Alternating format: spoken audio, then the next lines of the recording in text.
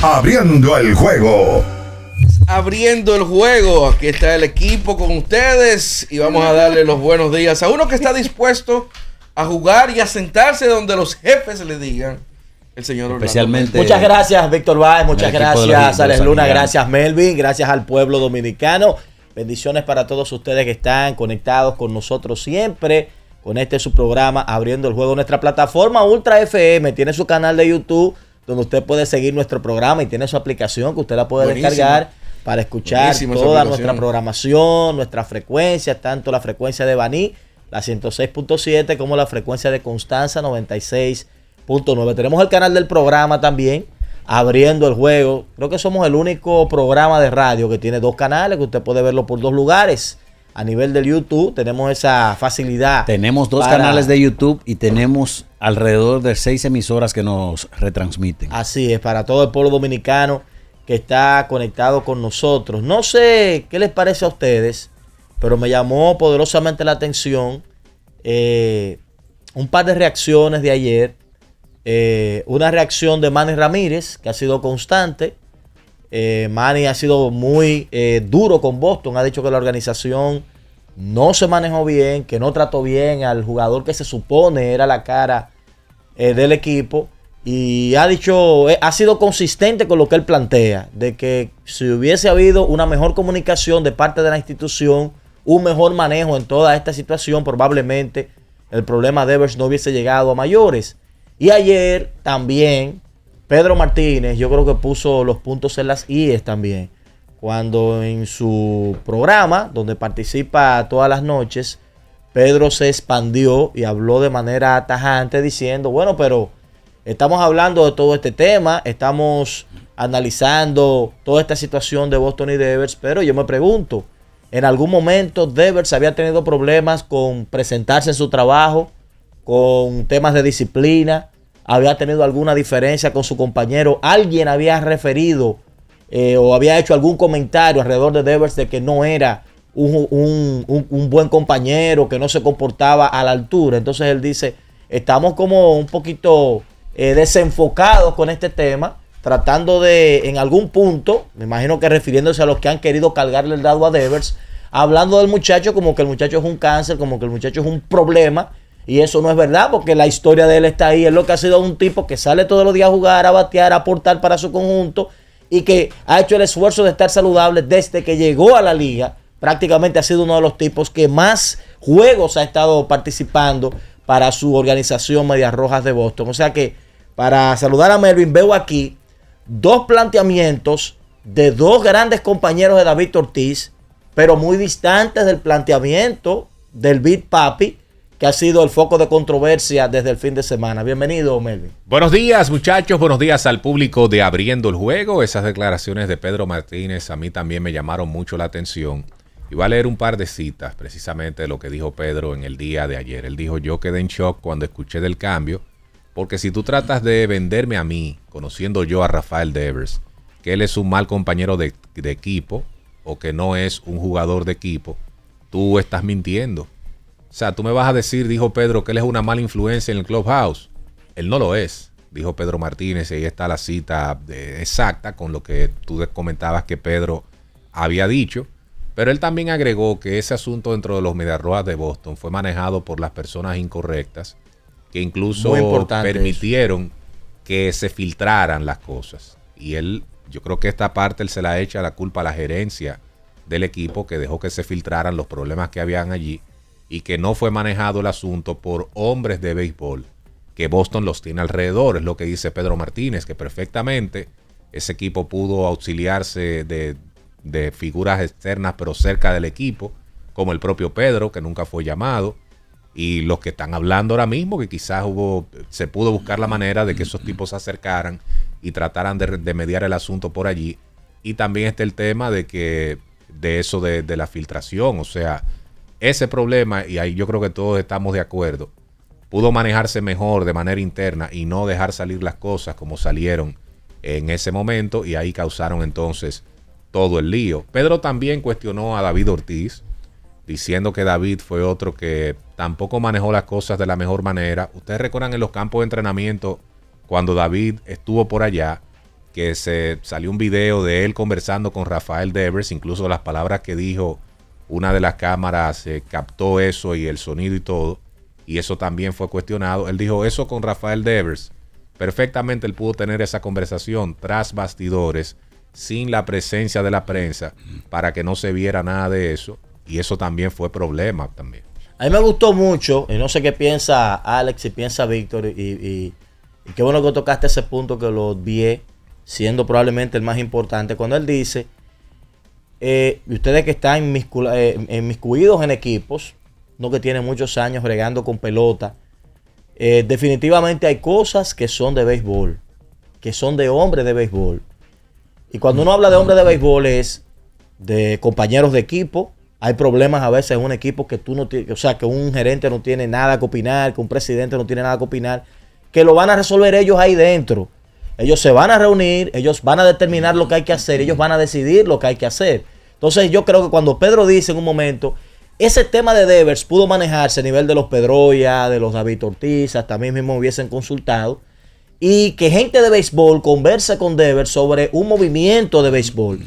No que un tema, aunque lógicamente es un tema de oficina, pero que de repente lo que el acercamiento con Devers y la petición a Devers se la haga gente de oficina y no gente de béisbol. Y creo que ahí tiene mucho sentido porque ellos hablan un mismo idioma y es más fácil para dos peloteros entenderse entre ellos, uno retirado o uno con cierto liderazgo en el vestidor, entre ellos que un gerente, aunque tenga máximo poder, tratar de convencerlo de algo dentro de la cueva. Esa es la grandeza de Buster Posey con los Gigantes de San Francisco.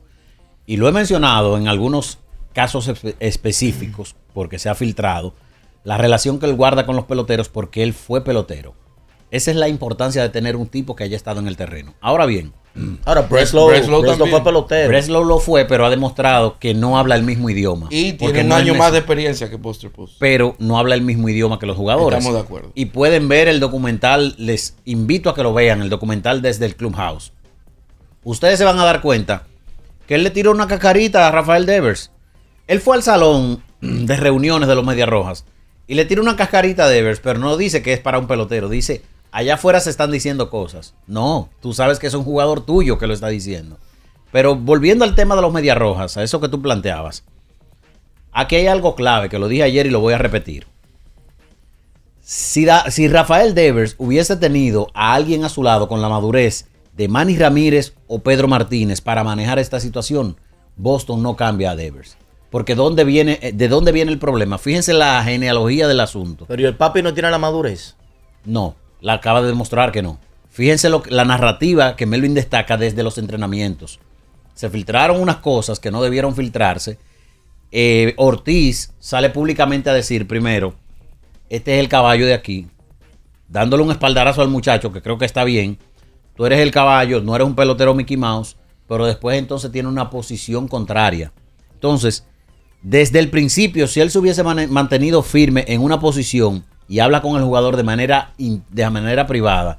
Porque ¿qué pasó con los Azulejos de Toronto? Oye, ¿ustedes no recuerdan que Vladimir Guerrero tenía un tema de indisciplina la temporada pasada? ¿O se les olvidó? Y tuvieron que llamar a Edwin Encarnación y el tipo apareció en el dugout aconsejando al muchacho y estando al lado del muchacho y en los partidos aparecía hablando con él y sobándole el hombro. ¿O ustedes se acuerdan de no se acuerdan de eso? Pero ustedes recuerdan que aquí en el programa, cuando ese video de Devers y el Big Papi, mentira, fue antes de eso. Cuando Devers habló, aquí se dijo, Boston tiene la solución en las manos y era David Ortiz. Eso mismo que está diciendo Pedro, se dijo aquí en ese momento. Y el Big Papi, lamentablemente en ese momento, en mi opinión, y creo que todos estamos de acuerdo, eligió el bando equivocado, que era apoyar a Devers. Y no está mal apoyar al jugador, pero se suponía que en ese momento había que poner la institución primero. Y esa es parte de la labor del Big Papi. O por lo menos ser neutral, por lo menos ser el consejero, no el que te apoya. No el enchinchador. Es que yo creo que el bando equivocado fue hablar a la prensa de eso. También. Ese fue el bando más equivocado de todos. Tú puedes irte del lado que tú quieras, pero maneja las cosas con un poquito más de discreción. Esa es la parte que yo cuestiono de lo de David Ortiz. Sus opiniones y lo que ha dicho después de ahí. Ese es David Ortiz, señores. Ese es David Ortiz y esa parte no va a cambiar. Pero si en el principio él hubiese manejado eso con más discreción, no habla en los medios y todo eso. Yo creo que hubiese sido mejor este asunto. Pero cuando él dice que tú no puedes pelear con el que te raya los cheques, por ejemplo, que por cierto, el video que subimos a las redes ayer, yo hablaba de ese tema y establecía las diferencias de los empleados, que no todos los empleados son todos seres humanos. Y como seres humanos todos son iguales. Pero por algo en las empresas tienen un organigrama. Hay un director de departamento, hay un asistente, hay un secretario, etcétera. O sea, tienen una orden, una estructura por algo. Y cada uno, sobre la base de esa estructura, va a ganar un salario, va a tener un acuerdo específico, va a tener ciertas facilidades en la empresa. Entonces, existe una diferencia laboral entre los empleados, el presidente, el encargado, etcétera. Entonces, yo establecía eso y hacía la pregunta a la gente de quién entendían ha sido más coherente. Oiga, la cosa de la vida, yo nunca imaginé que íbamos a hablar de coherencia y de Manny. Sin embargo, preguntaba que quién ha sido más coherente en todo este tema de David y Manny. Y abrumadoramente la gente le ha dado candela a Ortiz por lo que ustedes han planteado. Porque, por ejemplo, cuando él hablaba de que tú no puedes pelear con el que raya los cheques, cuando tú dices públicamente, como señala Melvin, que Devers no es un pelotero Mickey Mouse, que tú no lo puedes mover de aquí para allá, ¿a quién tú le estás reclamando? Es a los que firman los cheques. Claro. Porque no era Orlando Méndez ni abriendo el juego que él le estaba haciendo ese reclamo. Absolutamente. Era los Medias Rojas de Boston. Entonces, de repente, de tú ser el que peleaba con los que firman los cheques y decía que el muchacho es el caballo, que hay que dejarlo tranquilo, que él decide si va a jugar primera, tú entonces te volteas cuando el muchacho se va del equipo y ahora no se puede pelear con los que firman los cheques. Hay que hacer lo que los que firman los cheques digan. Entonces, hay una contrariedad muy grande en un tiempo muy corto. Atención, Víctor Báez, a eso que tú destacabas de Pedro. Tú hablabas de que Pedro Martínez señalaba de que si Rafael Devers fue o no buen compañero. Hay unas declaraciones de Jaren Durant al respecto que creo que fueron bastante enérgicas y creo que fue incluso muy ríspido con Rafael Devers. Dice él: no podemos dejar que algo pequeño, señalando la situación de Devers, que creo que no es pequeño, por tratarse de quién se trata, nos desenfoque. Es cierto, en mi opinión, que después de que pasó la tormenta, que Devers ya está fuera, ellos deben enfocarse en seguir hacia adelante. Pero mientras está el problema, hay que prestarle atención porque estamos hablando del mejor pelotero del equipo. Y lo que me llama la atención es lo siguiente. El roster tiene 26 hombres. Él es solo uno. Al final, 25 estábamos tirando para el mismo lado. Y los resultados hablaban de eso. O sea, sí, pero contrario a lo que dice Víctor de Pedro Martínez, cuestionando a Boston de que si Rafael Devers fue o no un buen compañero. Fíjense lo que sale a decir un compañero de Devers. Eso no está bien. Porque eso entonces va a encender más algo que se supone hoy debimos de dejar en el pasado. Sí, definitivamente. Tenemos la pausa, pero vamos a hablar un poquito porque yo no sé a ustedes y no sé a los oyentes. Más adelante vamos a abrir la línea para escucharlo. Pero por lo menos a mí me emocionó mucho ver a Barry Bonds caminar junto con Devers, verlos hablando mientras se practicaba algo bateo, a lo que yo llamo las palabras detrás de las palabras. Y ver ahí a Bonds caminar con él y ver a Devers con este uniforme, no sé, como que de repente... Y la bienvenida. Hermano, Barry Bonds colocó en su historia de Instagram la bienvenida a Rafael Devers. Eso es muy grande. Eso es muy grande. Eso es muy grande. Yo no sé, un equipo que nunca me ha hecho ni me ha dado ni frío ni calor como San Francisco. Ayer ya usted es fanático ya. No, pero vamos a la pausa. Como que me parte el corazón. Vamos a la pausa. En Abriendo el Juego.